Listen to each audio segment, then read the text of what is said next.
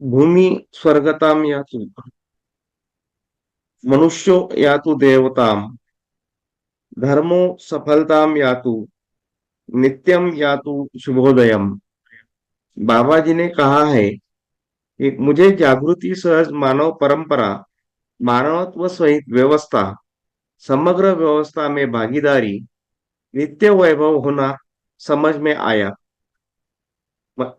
इसे मैंने सर्वशुभ माना और सर्व मानव में शुभापेक्षा होना स्वीकारा। फलस्वरूप चेतना विकास मूल्य शिक्षा, मानवीय आचरण व्यवस्था, संविधान मानव के सम्मुख प्रस्तुत किया है। इसी उद्देश्य से प्रेरित प्रस्तावित 10 वर्षीय ऑनलाइन पठन कार्यक्रम में मैं आप सभी का स्वागत करता हूं। सभी परिवारजनों को मेरा नमन, बाबा जी के प्रति कृतज्ञता व्यक्त करता हूं। आज के सत्र में योगेश भैया का स्वागत करता हूं और भैया से निवेदन करता हूं कि मानवीयता पूर्ण आचरण ज्ञान में जो 30 मूल्य आते हैं उसके बारे में अपना वक्तव्य रखे। मैं भैया से निवेदन करता हूं, कृपया अभी आगे अपना निवेदन प्रस्तुत करें। भैया अनम्यूट करना पड़ेगा आपको। ओके, नमस्ते नमस्ते सभी को। नमस्ते भैया। नमस्कार। तो पिछले दो सत्र में जिगर बेटा और पुष्पेंद्र बेटा जी ने अपने को कुछ जानकारियां दी, स्पष्टीकरण किया। अब इन दो सत्रों के प्रति उन लोगों उनको दोनों को धन्यवाद है। उन्होंने अच्छा प्रयास किया हम सबको स्पष्ट करने का। तो मुझे लग रहा है आज हम अ, उन मुद्दों पर चर्चा करते हैं कि इन स्पष्टीकरणों में कोई ऐसे अस्पष्टता अभी झलक रही हो, या पिछले दो सप्ताह में कुछ प्रश्न अपने अनुत्तरित रह गए हों मूल्यों के संदर्भ में, तो उनको पहले स्पष्ट करने का प्रयास करते हैं। और फिर जैसा गजानन भाई ने अपेक्षा व्यक्त किया है कि हम 30 मूल्यों को, एक एक मूल्यों को स्पष्ट करने का प्रयास करते हैं। हम ये प्रयास करेंगे कि इन मूल्यों के स्पष्टीकरण से हम कैसे व्यवहार को समझ सकते हैं, और इन मूल्यों के अभ्यास से कैसे हमारा चेतना विकास संभव हो सकता है। चेतना विकास से मेरा आशय है जीवन क्रियाओं में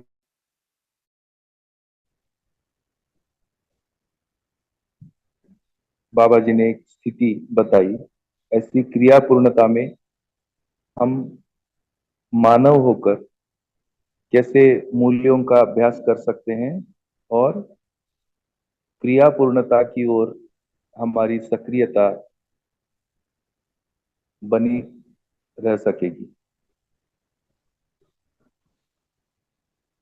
तो उसके पूर्व जैसे एक परिचयात्मक हम लोगों ने 30 मूल्यों का परिचय लिया होगा, उनमें यदि कोई आपको गैप नजर आया होगा तो उस पर छोटे छोटे आपके प्रश्न होंगे, तो मैं कोशिश करूंगा उसको उत्तरित करने के, और हम एक एक मूल्य को लेकर कुछ और आगे बढ़ने की कोशिश करेंगे। क्योंकि विद्या के शिविर हम सुनते हैं, हम सभी ने सुना है, आज भी सुन रहे। ये जो मूल्यों की परिभाषाएं हैं और ये जो मूल्यों की चर्चा बाबा जी ने हम सबके सामने रखी है, एक बार उन्होंने कहा था कि ये मूल्य ही सीढ़ी है जागृति के लिए। तो शब्द तो हमें परिचित लगते हैं, जैसे कृतज्ञता शब्द परिचित लगता है, गौरव परिचित लगता है। विश्वास तो हम प्रतिदिन न जाने कितनी बार उसका उच्चारण करते हैं। मान, तो ये जो शब्द परिचित है, और जब उसे परिभाषित किया गया मूल्यों के रूप में, तो उनकी परिभाषाओं को समझना एक अभ्यास है। तो परिभाषा विधि से हम मूल्यों को समझने का प्रयास करेंगे, और प्रत्येक मूल्य का दूसरे मूल्य से कैसा अंतर संबंध है ये भी हम समझने का प्रयास करेंगे, ताकि हमारी जो सीढ़ी है वो सीढ़ी हमें साफ साफ दिखाई दे, और इस सीढ़ी से चढ़कर जो हमारे में होना है क्रिया पूर्णता, ब्रह्म मुक्ति, इसके लिए कैसे हम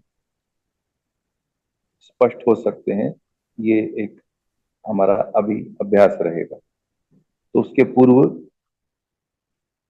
हम सभी ने सुना है चर्चा को, और या 2 सप्ताह की भी चर्चा नहीं, अब तक की जितनी मूल्यों के बारे में चर्चा सुनी है उसमें जहां जहां आपके मन में शंका हो, और ये सारा एक प्रकार से अनौपचारिक या मुक्त चर्चा के रूप में हम इसको रखते हैं, और फिर हम धीरे धीरे विधिवत 30 मूल्यों की जितनी मेरी स्पष्टता बनी है परिभाषा विधि से, मैं एक एक मूल्यों को स्पष्ट करने का प्रयास करूंगा।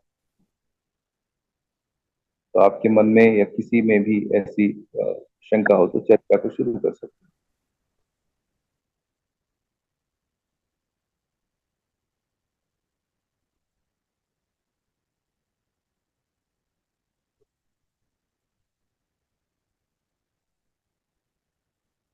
नमस्ते भैया, सभी को नमस्ते। हैं। नमस्कार, नमस्कार। भैया, मूल्यों की चर्चा में पुष्पेंद्र भैया के साथ एक प्रश्न अनुत्तरित रहा था, उसमें थोड़ा शंका है कि मूल्यों का साक्षात्कार कैसे होता है। जैसे ममता मूल्य है, तो ममता मूल्य का मुझे साक्षात्कार मेरे माता पिता में दिखेगा या मेरे स्वयं में दिखेगा। और हम कहते हैं साक्षात्कार में रूप गुण स्वभाव धर्म स्पष्ट होता है, तो मूल्यों का रूप गुण स्वभाव धर्म कैसे पहचाने, या उसका साक्षात्कार होता है या अनुभव होता है, इसके बारे में थोड़ा स्पष्टीकरण चाहिए।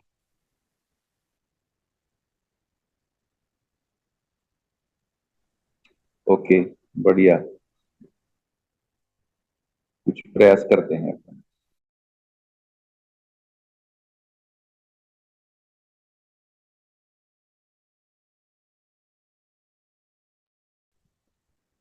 ये जो प्रश्न है, इस प्रश्न की पृष्ठभूमि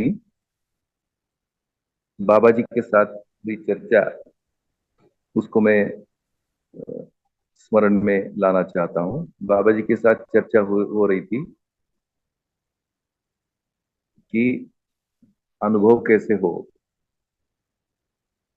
तो अनुभव होने के लिए अनुभवगामी एक प्रक्रिया है, यानी अनुभव की ओर। और ये जो मूल्यों का संदर्भ, मूल्यों की परिभाषा बाबा जी ने रखी है, वो अनुभव मूलक है। तो अभी हमें अनुभवगामी और अनुभव मूलक, ये 2 स्थितियां हैं। इन स्थितियों पर ध्यान में रखते हुए जो प्रश्नोत्तर बाबा जी ने किए हैं उसको समझने का प्रयास करना है।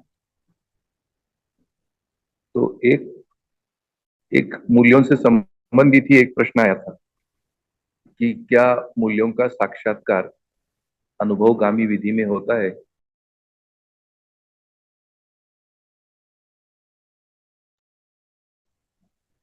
तो उसे बाबा जी ने उत्तरित किया था कि अनुभवगामी विधि में मूल्यों का साक्षात्कार नहीं होता।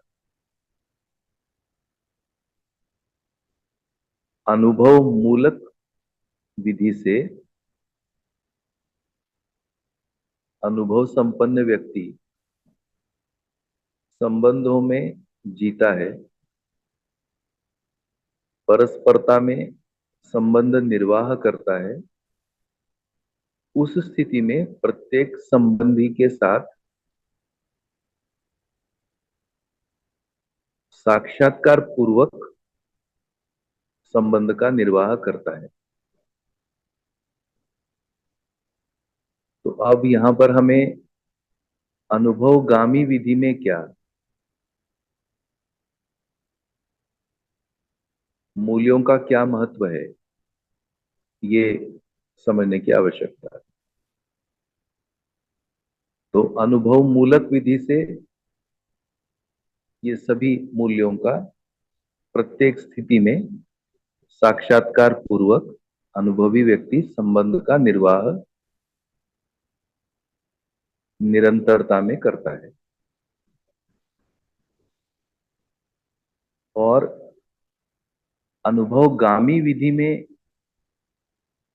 अब हम समझने की कोशिश करते हैं। तो हम प्रयास करेंगे कि ये जो मूल्य हैं, ये मूल्य वस्तु की पूर्णता का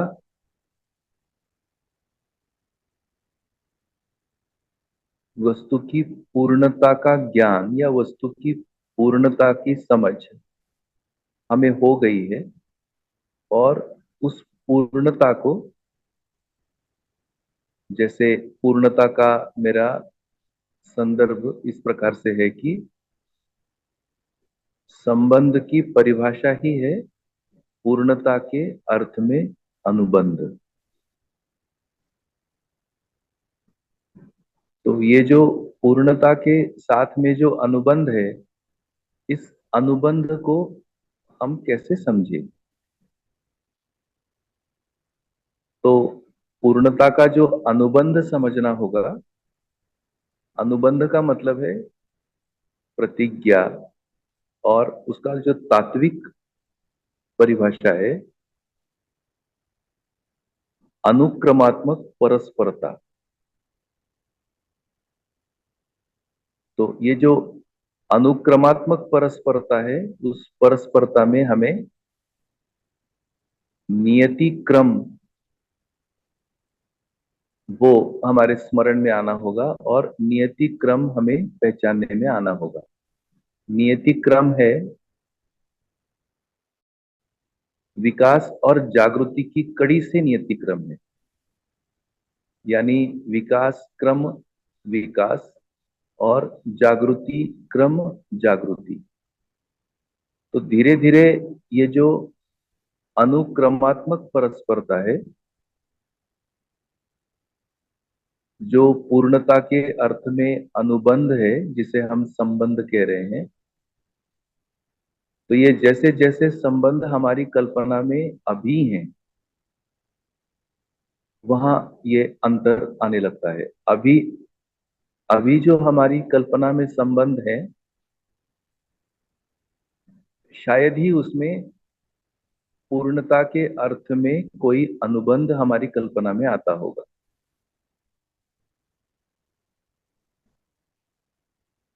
अभी हमारी कल्पना में संबंध या चित्र संवेदनाओं के चित्र हैं, और हमारे अभ्यास भी संवेदनाओं के हैं। और ये जो संवेदनाओं के चित्र और संवेदनाओं के अभ्यास, इससे हमें अपेक्षाओं का पता लगता है अभी भी, कि संबंध है मतलब संबंधों में अपेक्षाएं हैं। परंतु संबंध की स्पष्टता नहीं होने से इन अपेक्षाओं का कोई हमारे में ध्रुवीकरण नहीं है। ध्रुवीकरण का मतलब इन अपेक्षाओं को हम क्लासिफाई नहीं कर पाते, या इन अपेक्षाओं को हम सॉर्ट नहीं कर पाते, और ये सारा एक प्रकार से गुथा हुआ अपेक्षा है। और ये जो गुथा हुआ अपेक्षा से दो चीज निकलती रहती है, और उसका हमें, मुझे ऐसा लगता है कि काफी जबरदस्त अभ्यास है। वो जो गुथा हुआ अभ्यास है, उसमें कहेंगे हम संबंधों में सुखी होते हैं और दुखी भी होते हैं। तो मुझे लगता है कि मूल्यों के अध्ययन के लिए, मूल्यों की स्पष्टता के लिए, हमारा जो वर्तमान संबंधों का दृष्टिकोण है, संबंधों को देखने का नजरिया है, उस नजरिया में आमूलचूल परिवर्तन है। इस परिभाषा से प्रत्येक संबंध ही पूर्णता के अर्थ में अनुबंधित है, और ये सारा अनुबंध नियति क्रम से बद्ध है। ये हमें अच्छे से इसको समझना होगा, और इस पर हमें अच्छे से श्रवण, अर्थात श्रवण का मतलब है कि जैसे मैं आपको छोटे छोटे एग्जाम्पल देता हूं कि परिचय शिविरों में जहां तक मेरा अनुभव है, ये जो मूल्यों की चर्चा में ही अधिक लोग भावुक होते हुए मुझे दिखे।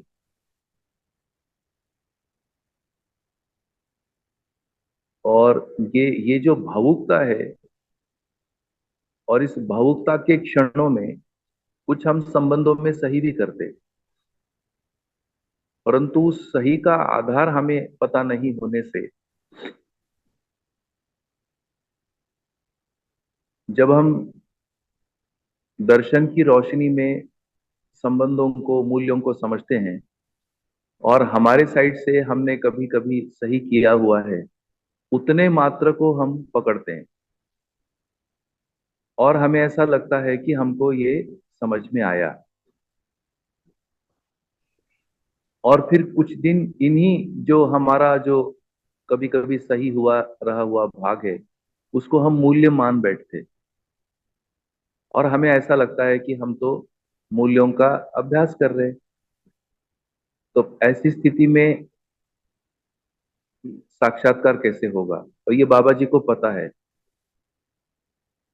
इसलिए अनुभवगामी विधि में मूल्यों के साक्षात्कार नहीं होते, क्योंकि अनुभवगामी में जो व्यक्ति आगे बढ़ रहा है, उसका मानस या उसकी जो संबंधों की स्मृतियां हैं, उन स्मृतियों में संवेदना ही है, और उन संवेदनाओं में अनुकूलता और प्रतिकूलता है। यह अभ्यास है, और इन अनुकूलता और प्रतिकूलता में, संबंधों में ये सुखी दुखी होना होगा।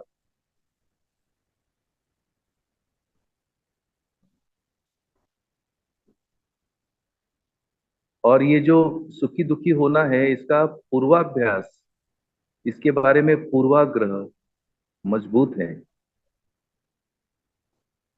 इसलिए मूल्यों की चर्चा सुनने में अच्छा तो लगता है परिचय शिविरों में, परंतु समझ में आया हो ऐसा पता नहीं चलता। जितना वर्णन आता है संबंधों का जीवन विद्या परिचय शिविरों में, अभी तक तो ऐसे वर्णन अपन ने कभी सुने नहीं है, इसलिए हमें ये अच्छे लगते हैं।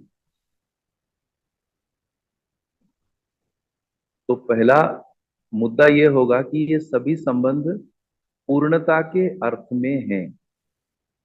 ये हमें परिभाषा विधि से आना होगा, और जितना अभी हमारा संबंधों का चित्र बना हुआ है, इन चित्रों में ये परिभाषा अर्थ सहित, तो संबंधों के अर्थ पूर्णता के अर्थ में। अब ये पूर्णता कैसे समझे, तो उसका एक व्यावहारिक आयाम बाबा जी ने दिया कि ये सभी संबंध व्यवस्था के अर्थ में है।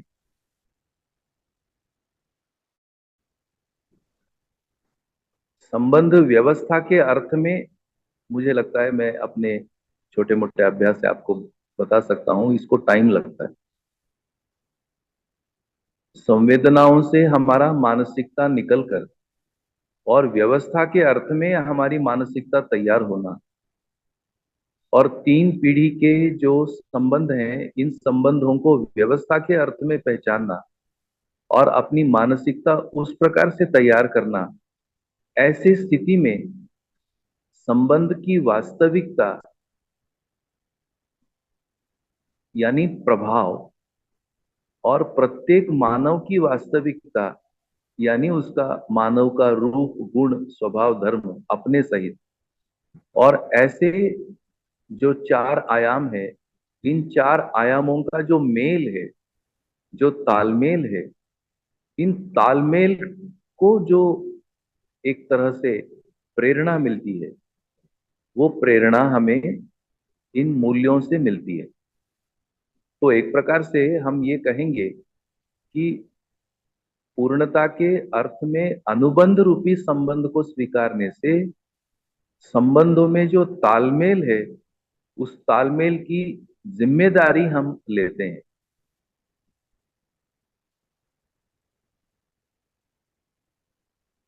और ऐसे जिम्मेदारी पूर्वक हम अपने स्वभाव में परिवर्तन के लिए प्रयास करते हैं। तो स्वभाव परिवर्तन होने के अर्थ में ये जो परस्परता है, जागृत मानव परंपरा की जो परस्परता है, इन परस्परताओं में जो ये मूल्य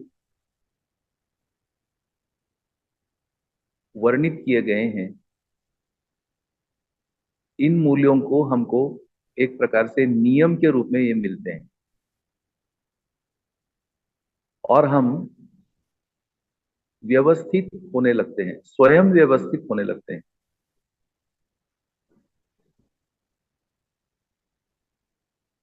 तो सर्वप्रथम जो संबंधों में जो फसावट है, और जैसा जैसा अभी इस सभा में जितने भी उपस्थित बंधु भगिनी हैं, ये सभी प्रौढ़ अवस्था के बंधु भगिनी हैं अधिकतम। तो ये जो संवेदनाओं में जो फंसा हुआ है, उसमें व्यवस्था चित्रित नहीं हो पाती, और व्यवस्था चित्रित नहीं होने के कारण मूल्यों के बारे में हमारे मन में अधिकांश अस्पष्टता बनी रहती है। और हम घटनाएं तो होती रहती है, तो प्रत्येक घटना को हम फिर तौलने लगते हैं कि इसमें विश्वास है, कि सम्मान है, इसमें क्या कहें, ये स्नेह है कि ममता है कि वात्सल्य है। और इन परस्परताओं में ये 9 संबंध स्थापित हैं, 9 शिष्ट हैं। तो ये जो मूल्यमयता है, भावमयता है, इसको हम कैसे समझें, इसके बारे में प्रश्न बना रहता है। तो सर्वप्रथम मुझे ये लगता है कि हमें संबंध की परिभाषा, प्रत्येक संबंध पूर्णता के अर्थ में है, और ये जो पूर्णता है, जैसे लक्ष्य की पूर्णता, हमारा लक्ष्य पूरा होने के अर्थ में,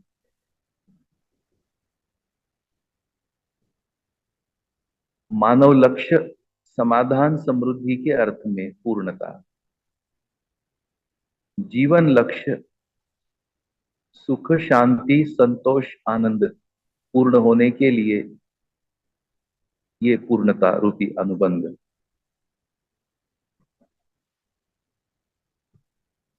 इस प्रकार से फिर हमारा मानसिकता में प्रत्येक संबंधी के बारे में, क्योंकि कल्पना होता है तो चित्र तो आते ही हैं।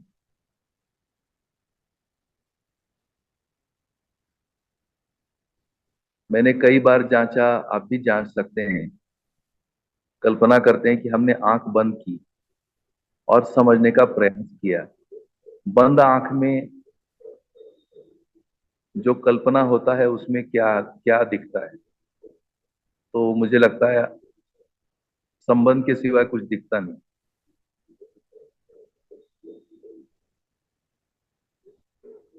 और उन संबंधों में जो दिखता है वो घटनाएं ही दिखती हैं, और उन घटनाओं में अधिकांश घटनाएं सारी पूर्व स्मृतियों की है, यानी स्मृतियां जबरदस्त है संबंधों की। अच्छा, ऐसे हम परिवार में 3 पीढ़ी के साथ व्यवहार करते हैं, उस समय हर समय ये नहीं आता, लेकिन जो हमारे व्यवहार का जो ड्राइविंग है या जो व्यवहार हमारे होते हैं, ये तो सभी पूर्व स्मृतियों से ही चलित होते हैं। उसमें पूर्वाभ्यास रहते हैं और पूर्वाग्रह रहते हैं, और यानी अभ्यास, ये जो स्मृतियां हैं उसी से हम हमारा संबंध को एक प्रकार से बनाए रखने का प्रयास करते हैं। ये बनता तो नहीं, इसमें तालमेल होते नहीं, और फिर हमको ऐसे ऐसे क्षणों में जीवन विद्या शिविर सुनने को मिलता है।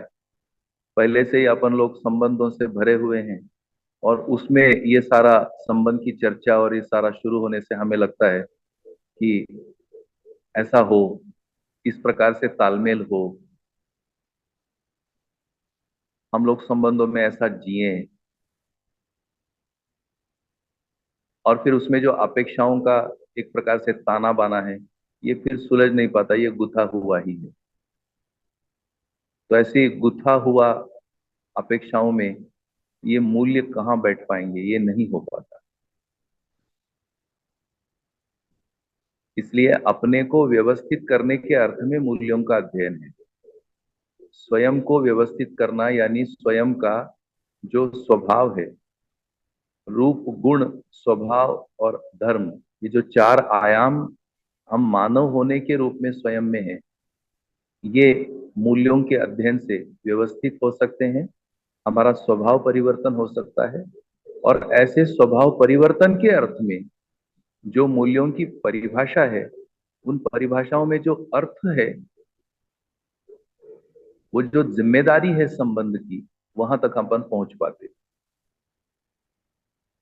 इस प्रकार से जागरूक मानव के आचरण में ये मूल्य कैसे दिखते हैं, इनका अनुकरण हो सकता है, और इन अनुकरणों से मूल्यों के अध्ययन होकर, और हमारी ये बात अवश्य है कि इनके इन मूल्यों में जो रूप गुण स्वभाव धर्म रूपी मौलिकता है, इन मौलिकताओं के भासाभास होते हैं।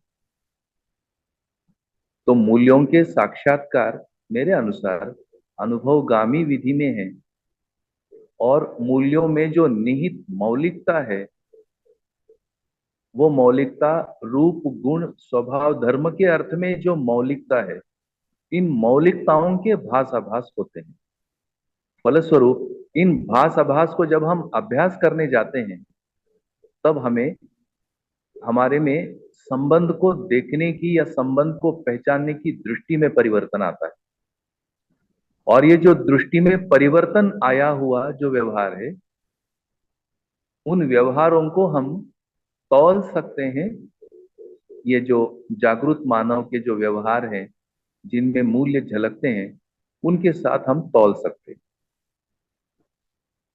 और तौल करके और हम अपनी जागृति गामी अनुभवगामी गति को हम बनाए रख सकते हैं। इतना मुझे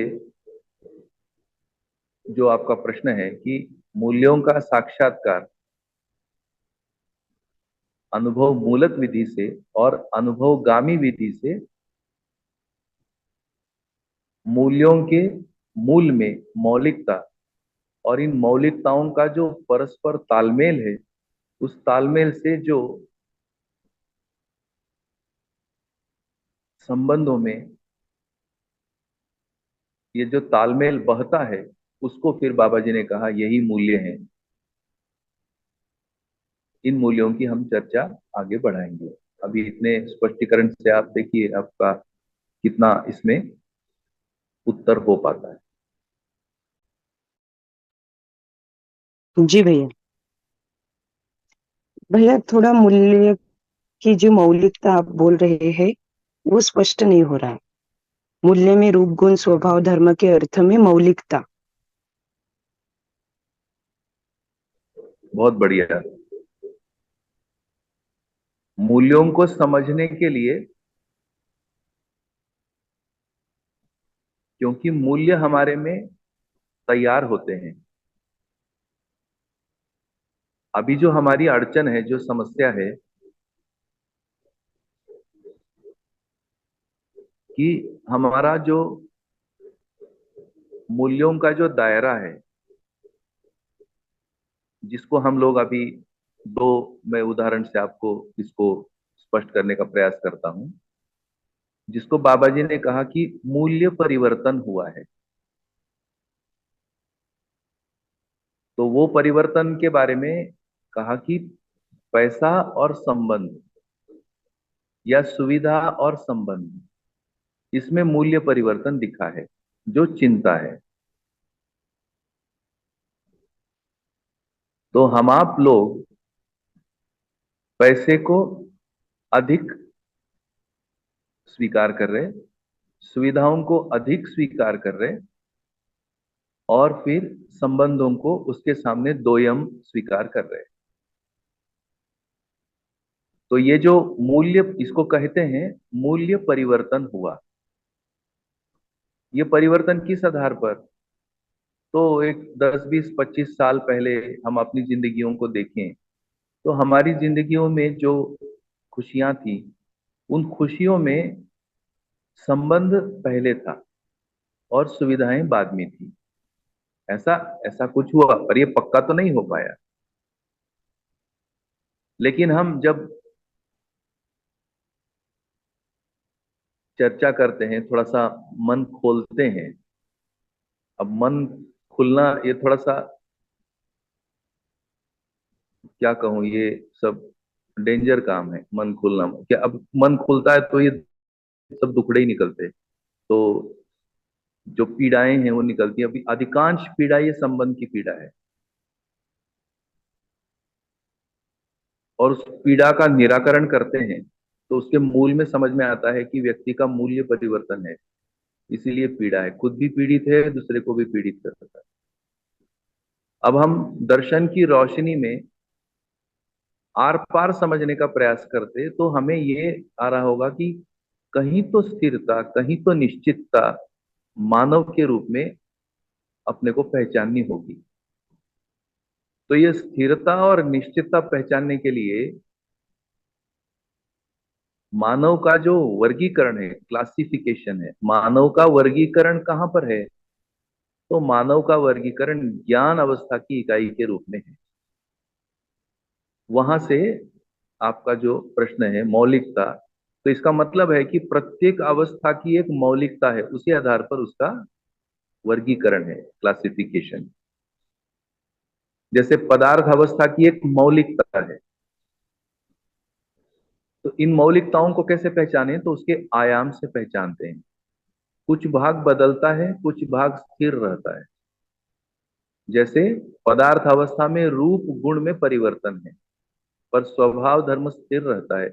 ये एक महत्वपूर्ण ध्यानाकर्षण है मूल्यों की चर्चाओं में। इसे हमें अच्छे से समझना होगा। अभी हम मानव के बारे में बात करते हैं तो सब कुछ बदल रहा है, और वही हमारे लिए चिंता का मुद्दा है। हम बदल रहे हैं। कल जैसा व्यक्ति का व्यवहार था, आज वैसा व्यवहार नहीं है। और ये और कितना बदलेगा हम बता नहीं सकते। ये बोलने वाले व्यक्ति से पहचान सकते हैं कि हाँ, ये तो ऐसे बोल रहा है। लेकिन जो बोलना ही बंद कर दिया है, चुप व्यक्ति के साथ क्या बात किया जाए? ये तो सब रहस्य ही हो गया है। परिवार में तो ऐसे ही तो हो रहा है। जो व्यक्ति बोल रहा है उसका बदलाव समझ में आ रहा है, जो व्यक्ति चुप रह गया उसका कोई बदलाव समझ में नहीं आ रहा है। लेकिन ये चुप रहना, ये भी तो बदलाव है।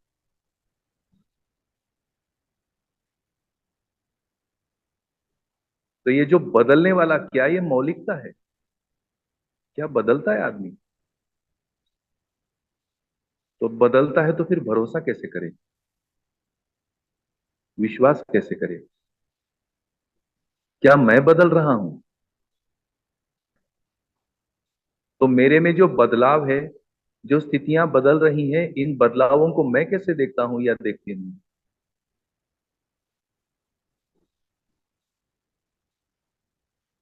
इसलिए बदलाव होता हुआ ये भी बाबा जी ने अनुभव किया, और कुछ मुद्दे स्थिर रहते हैं ये भी अनुभव किया। तो जो स्थिर रहता है वो स्थिति है, जो बदलता है वो गति है। तो स्थिति गति के साथ हमें प्रत्येक अवस्था की मौलिकता समझ में आनी होगी।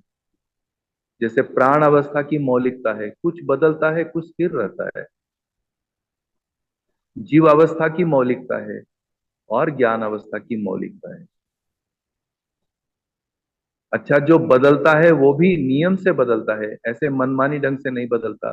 पर मानव के साथ ये कुछ भी तो लागू नहीं हो रहा है। ये जो बदलाव करते हैं हम स्वयं में, उसका कोई गोल या उसका कोई लक्ष्य या उसका कोई दिशा नहीं है इस बदलाव की। इसलिए जो भटकना है ऐसे ही हमारे साथ होता है। तो तीन अवस्थाएं तो नियम से बदलती हैं, अपना तालमेल बनाए रखते हैं, व्यवस्था को बनाए रखते हैं। जो भी बदलाव है, सम विषम आवेश आता है, वो सभी व्यवस्था के अर्थ में आता है। पर मध्यस्थ क्रिया के रूप में ये तीनों बने रहते हैं। परंतु ज्ञान अवस्था का मानव, उसमें जो बदलाव है वो बदलाव एक प्रकार से भयावह है, भीषण है। इतने बदलाव है कि हमें धरती का जो आज स्थिति है, ये हमारे बदलाव के कारण ही हमारे में मूल्यों में परिवर्तन आ गया। और हमने ये जो नियम है, धरती के नियम है, वहां हस्तक्षेप किया। मानव मानव संबंध का तो इसमें ध्यान ही नहीं है। तो हस्तक्षेप से बहुत ज्यादा अधिक स्थिति क्षतिग्रस्त है। इस प्रकार से मौलिकता को यदि समझना हो तो सर्वप्रथम जो क्लासिफिकेशन, वर्गीकरण अस्तित्व का, उसमें मानव का वर्गीकरण ये पहले फिक्स होना होगा। तो क्या ये सामाजिक प्राणी है, क्या ये वर्गीकरण है, या ये ज्ञान अवस्था की इकाई? क्या मानव में जो विषय है यही मानव का वर्गीकरण है, या मानव में संवेदनाएं भी हैं? क्या संवेदना ही है, या मानव में ऐषणाएं भी हैं, उपकार भी है? तो इसलिए मानव का वर्गीकरण होना और मौलिकता के आधार पर मानव में जागृति, क्रम जागृति, ये पहचानना होगा। अब ये कैसे होता है, जागृति क्रम जागृति, ये कैसे होता है? तो प्रत्येक मानव में ये चाहना है, उसका नाम है शुभ कामना। ये पहले हमको फिक्स करना होगा। इस प्रकार से मानव के अध्ययन पर हमारा पूरा फोकस, अटेंशन, जो शब्द से हमको समझ में आता होगा। और बार बार अब अपने को जांचना होगा कि मेरी मौलिकता क्या है।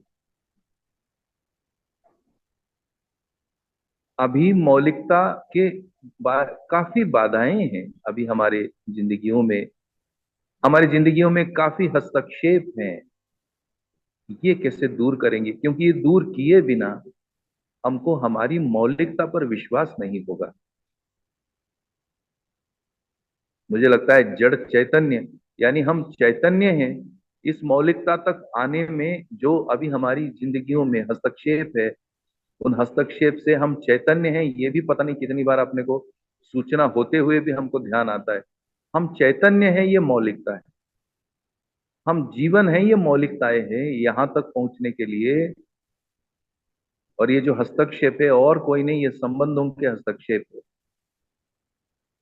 बिन समझे समझा दिया जा रहा है, बिन किए कराया जा रहा है। ऐसा तो है। तो लक्ष्य के बारे में देखें, मौलिकता अगर समझ में आ गई तो हम लक्ष्य स्वयं समझते हैं। परंतु लक्ष्य भी दूसरा है। दूसरा क्या कर रहा है वही लक्ष्य है।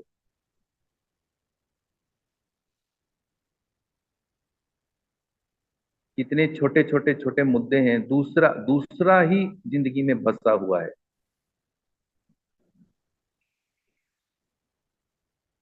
और उससे मूल्य निर्मिति की जगह पर, मूल्य तैयार होने की जगह पर मौलिकता ही यदि उसमें ओझिल है, या मौलिकता पर ही आवरण है, मैल आ गया है, मल आवरण कहा गया है,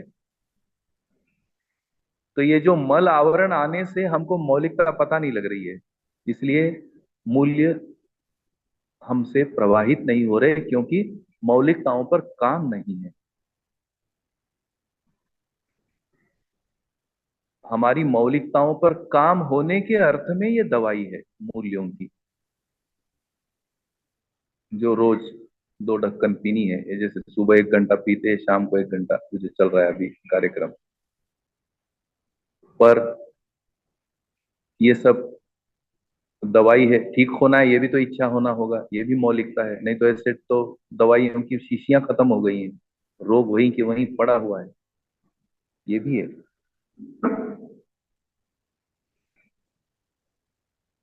तो लक्ष्य दूसरा, दूसरा क्या करता है, ये बड़ा महत्वपूर्ण है हमारे लिए। हालांकि प्रतिभाव की जगह पर प्रतिस्पर्धा है।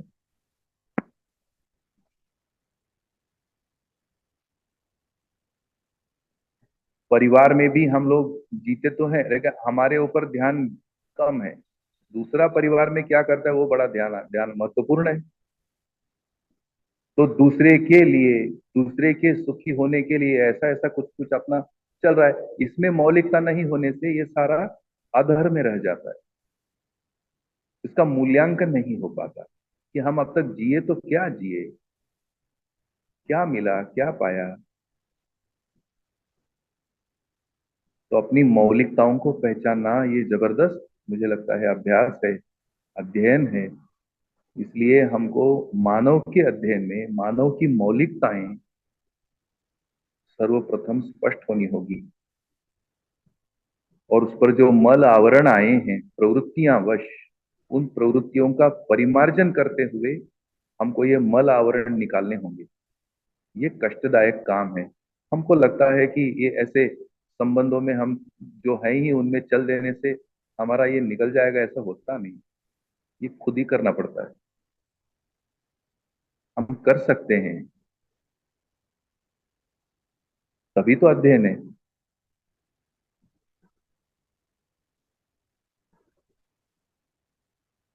ऐसे कल्पना में आएगा कि हाँ, तो इस संबंधी इसको ठीक कर देंगे, तो ये तो, ये मुझे लगता है ये कितना अत्याचारी कल्पना है। संबंधी ठीक कर दे, है ना, उसको परमुखापेक्षा भी कहा है बाबा जी ने। दूसरा ठीक कर दे, मानव होते हुए, ये मौलिकता नहीं है। तो मौलिकता के रूप में मानव का रूप कैसा है, मानव में गुण क्या है, मानव का स्वभाव कैसा है, और मानव का धर्म क्या है। तो इन मौलिकताओं से हम मानव ज्ञान अवस्था की इकाई है, और तृप्ति हमारा लक्ष्य है। और ये जो तृप्ति होगा, ये तृप्ति समझने से होगा। तो समझना मौलिकता आता है।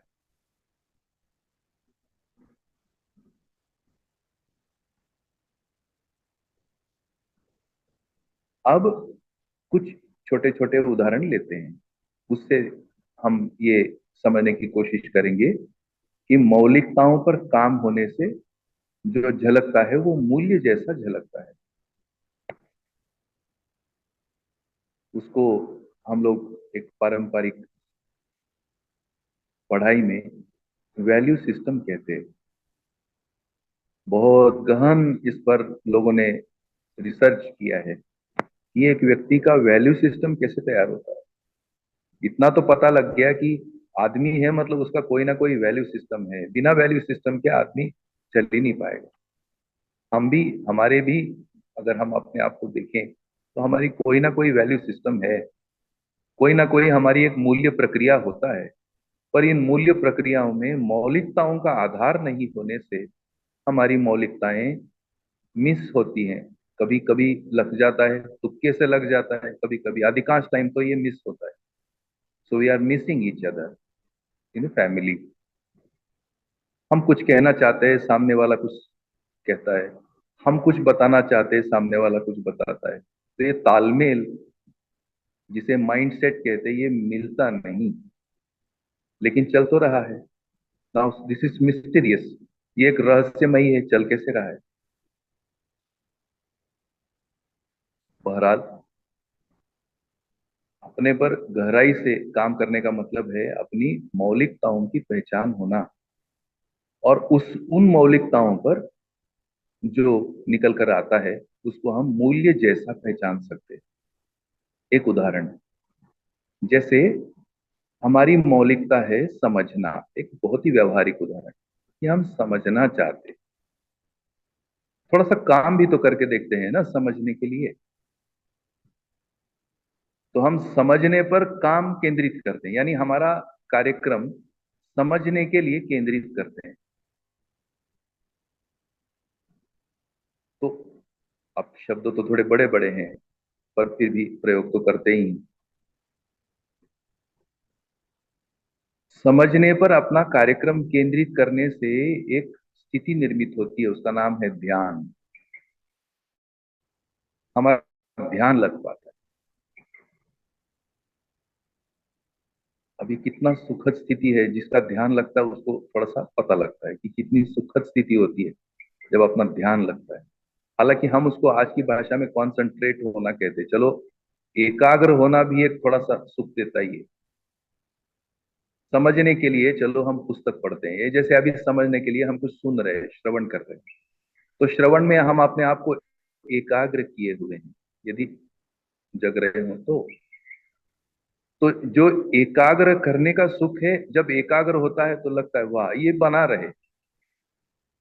अब उसमें उस एकाग्रता में यदि जरा सा भी कोई डिस्टर्बेंस आता है तो फिर हमको लगता है अरे नहीं, ये तो अच्छा नहीं, दिस इज डिस्टर्बिंग।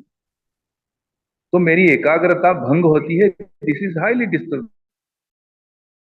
ये तो मुझे अच्छा नहीं लगता। तो मैं उसको एकाग्रता को बनाए रखने के लिए प्रयास करता हूं, क्योंकि मुझे पता लग गया एकाग्र होने में एक सुकून मिलता है, आराम मिलता है। ध्यान लगने में कितना आराम होगा। दरअसल में ध्यान देने वाला मुद्दा है, और यदि हमारा ध्यान बना रहता है तो कितना आराम आएगा। कल्पना करते हैं कि हमारा ध्यान लगने लगा, यदि हम ध्यान देने लगे वास्तविकताओं पर, हम अपनी मौलिकताओं पर ध्यान देने लगे, ऐसा आने पर जो मूल्य आता है, मूल्य जैसा हमारा व्यवहार आता है, उसको कहते हैं धीरता। बेसिकली हम ध्यान के नियम से व्यवहार कर रहे होते हैं। मूल्य, ये मूल्य इसलिए अभी नहीं कहेंगे क्योंकि हमारा पूरा ध्यान बना हुआ नहीं है। तो धीरता के अभ्यास होते हैं।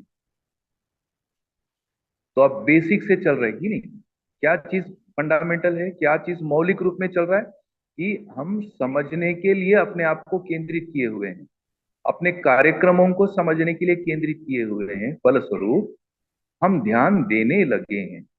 जब हम ध्यान देने लगते हैं तो फिर हमें हमारे व्यवहार में धीरता जैसा मूल्य आता है। अब ये धीरता मूल्य पूर्णता के अर्थ में कैसा है, ये सुनने के लिए हमारा मन करता है। तो जागरूक व्यक्ति ने धीरता मूल्य को बताया न्याय के प्रति निष्ठा।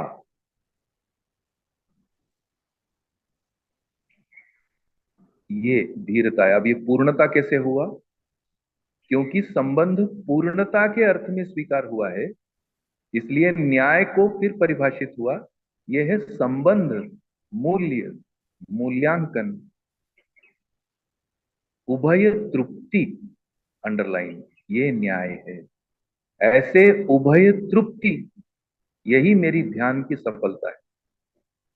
ऐसे उभय तृप्ति के लिए जो मेरे व्यवहार में अब मैं परिवर्तन करने का प्रयास कर रहा हूं, वो है धीरता।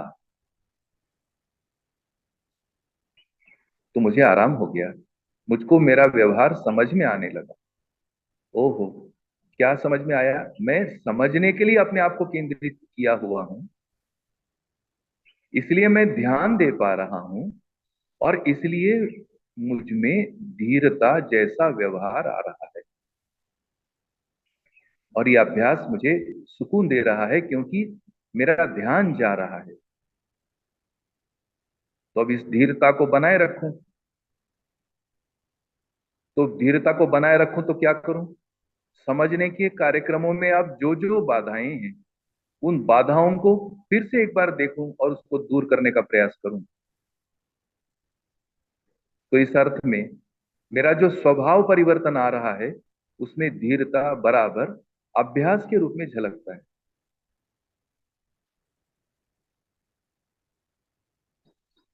इस तरह से प्रत्येक मूल्य पूर्णता के अर्थ में परिभाषित है,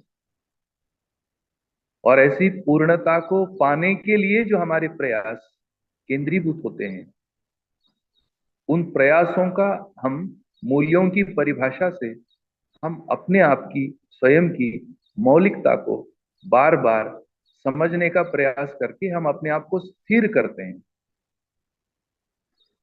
और समझने की कोशिश करते हैं कि मेरे में जो गुण परिवर्तन है, जो स्वभाव परिवर्तन है, उसमें क्या चीज बदलेगी, शरीर यात्रा तक क्या बदलता है, जीवन रूप में क्या स्थिर रहता है। ये यदि समझ में आ गया, तो मानव व्यवहार में जन्म से लेकर मृत्यु तक का पूरा व्यवहार का ताना बाना कहूंगा, या जो व्यवहार का फैलाव है, मानव व्यवहार के रूप में हमको समझ में आएगी। और मानव व्यवहार होना ये हमारी मौलिकता है।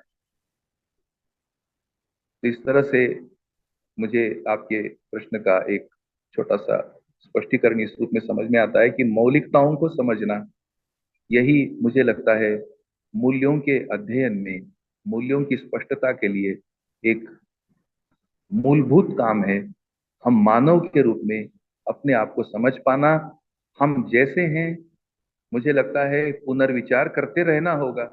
यदि हमने मान लिया कि हम वैसे हैं, तो भाषा हम मूल्यों की दे सकते हैं, परंतु जो व्यवहार चलेंगे, वो चलेंगे तो पूर्वाभ्यास से ही चलेंगे, पूर्वाग्रह से चलेंगे, पूर्व स्मृतियों से चलेंगे, संवेदनाओं से सुखी दुखी होते रहेंगे। क्योंकि इस प्रकार की हम भाषा प्रयोग करते हैं, तो जो संवेदनाओं का जो सुख दुख है, उसमें छोटा मोटा कुछ बदलता रहता है, और उसमें हम जागृति हो रही है, हम तो स्पष्ट हो रहे।